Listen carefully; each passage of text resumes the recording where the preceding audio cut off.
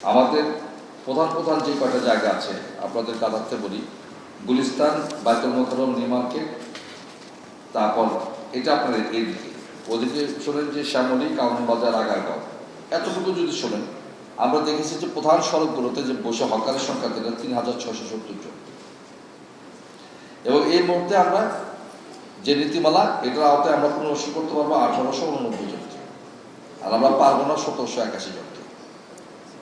এটা যদি হয়ে থাকে তাহলে বিষয়টা হচ্ছে যে সাদা মাটা কথাই হচ্ছে যে পরিমাণ হকার আছে মূল সড়কে তার অর্ধেককে পুনর্বাসন করা যাবে, বাকি অর্ধেককে যাবে না।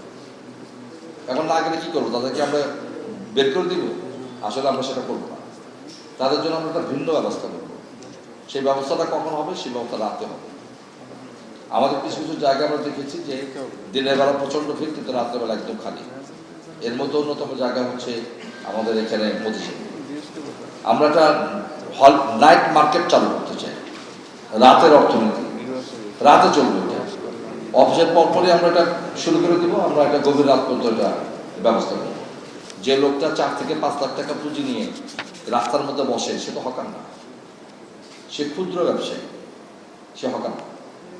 এই পার্থক্যটা কিন্তু আমাদেরকে বুঝতে হবে যে আপনি কাকে হকার বলবেন, কাকে আপনার ক্ষুদ্র ব্যবসায়ী বলবেন।